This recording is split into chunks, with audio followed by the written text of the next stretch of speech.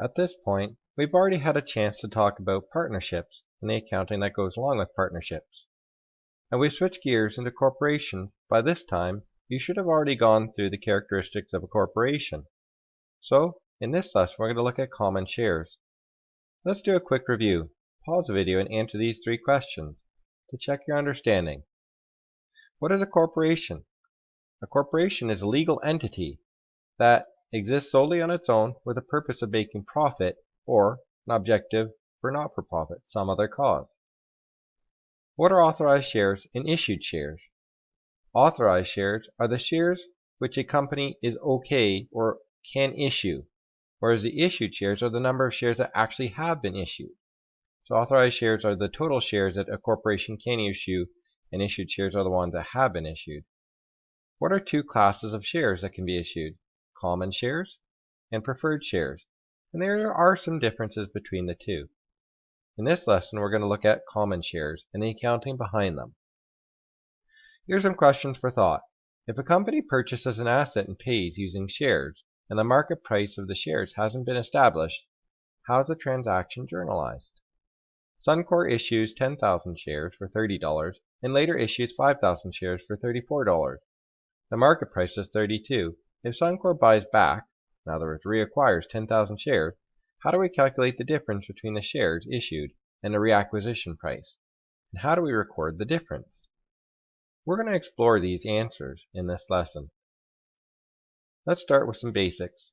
Common shares. What exactly are they? This is an owner's equity account used to issue and reacquire common shares. So it's a new account which we're looking at.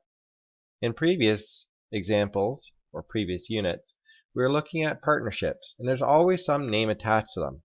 Except when we're talking about shares, there's no name attached to them in terms of the bookkeeping. Common shares are common. Everybody can have them. They're issued by a brokerage, and people can buy them publicly. Or they could be privately operated, and they could be owned by only a few people. Usually, they're issued for cash, but they can also be used as a payment for services and assets at market value. Some companies actually issue shares as a bonus to the people who work for them, to incentivize them to work hard, as then they feel like, oh, if I'm a part owner in this company, I'll work harder. 3 rights to common shareholders are the right to vote, the right to receive dividends, and the right to proceeds of liquidation, which hopefully we never get to. So here's an example. On November 22nd, Suncor issues 10,000 common shares for $30 a share. Journalize the issue. And they issue 10,000 common shares in payment for legal fees, and the price on the TSX is $32 per share. I'd like for you to pause at this moment to try and think about what you think will actually be involved in these transactions. Guess what you think the journal transactions will be. Well, in the first one, they end up issuing $10,000 common shares for $30 each. How much is that? Well, 30 times 10,000. So they're going to get $300,000 in cash.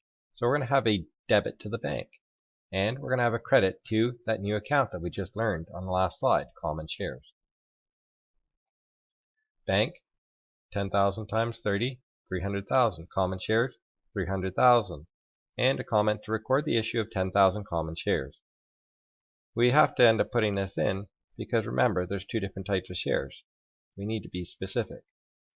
Second example, we have a journal entry where we issue 10,000 common shares in payment for legal fees, and the price on the TSX is $32 per share. How do we record this?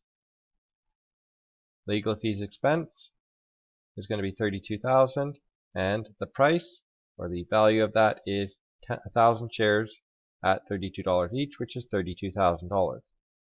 The benefit to the people who could be buying these is that they don't have to have the commission fees. And maybe they want to be part owners. Maybe they expect that the price will go up. Here's a problem. Suppose Company X has just been listed on the TSX and issues 10,000 shares in payment for land.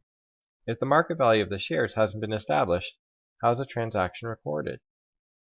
Oh, that's a bit of a pickle. We don't know. So here's an example. November 27th, Company X issues 10,000 shares to purchase land with an appraised value of $80,000. So we have to journalize the transaction. And in fact, it really stems around what the appraised value is. In this case, land gets issued at $80,000 and the common shares are also listed as $80,000. So it's just going to be whatever the appraised value is. Hopefully it's pretty accurate as to what the average price of the share is. In this case, 80 divided by 10, which would assume that the share price is roughly $8 per share.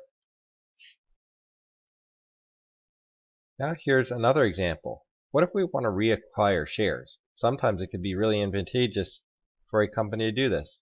Reacquisition is when a company buys back shares in the open market, valued at an average cost. Reasons? To increase trade volume, increase market value, increase earnings per share by reducing the number of shares issued. You could be there and reacquire shares to eliminate a hostile shareholder from buying them out. To have additional shares to reissue to officers and employees through bonuses. And 5, to comply with the percentage share ownership, because there are rules around the ownership. As I went through this lesson, I realized that there was something missing. Business type and profits. How companies deal with profits is very different. In a partnership, when you close the books, net profit and net losses are closed into a capital account. But what happens for a corporation? Common shares is one equity account in a corporation which is involved in journal transactions when either issuing or reacquiring shares. But what happens when you have a net profit? If no shares are being issued or reacquired, where's the net income enclosed to? We used to have just closing it out to the capital accounts. And so here we have a new account called retained earnings. This is an account that tracks the cumulative net income or loss since incorporation. So if you want to learn more, lesson 10 will explore this a little bit more, and it's a self-reading section. Let's introduce new accounts. When reacquiring shares, two situations occur. Shares are reacquired above the average cost or below the average cost. So when they're acquired above the average cost, the company buys back the shares at a lower price than it issued, and there is a loss recorded in the retained earnings. This is a new account that we've never learned about before, and we'll talk a little bit about it later. The second is when shares are reacquired below the average cost. The company buys back at a higher price than it issued, and there is a gain recorded in the contributed capital or reacquisition of shares account.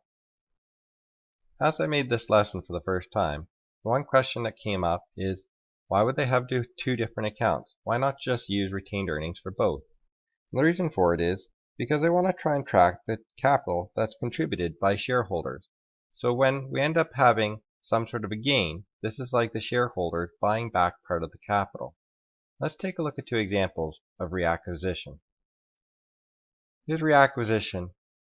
November 27, Suncor currently has roughly 1.4 billion shares outstanding, with a total value of roughly $39.2 billion. Our job is to record the reacquisition of 10,000 shares if two situations occur. The first one, the market price of each share was $32 per share, or the market price was $22 per share. And just to note that some rough calculations have been done down below to show that the average share price for Suncor is currently $26.34. I say currently because we haven't issued or reacquired shares yet. So at this point, I'd encourage you to pause and try and do this question on your own before you see the answers. Now that you had a chance to try and do this on your own, let's take a look at how we would do this. First part A. The market price was $32 per share. So this is above. We're purchasing it back above the average share price. What happens? Well, we know that we have to debit common shares because we're buying them back. By how much? Well, in this case, we're using the average price of the shares, $26.34. And in this case, it ended up costing us $32 times 10,000, which is $320,000. So if this is credited, what do we end up debiting here? That goes into retained earnings. So you have to try and watch this slide on this previous slide, that this is some sort of a loss for the company because they've lost that money in the buyback.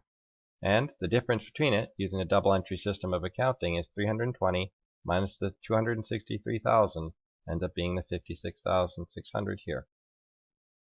What about the second case? In this case, we're buying them back at a lower price than the average.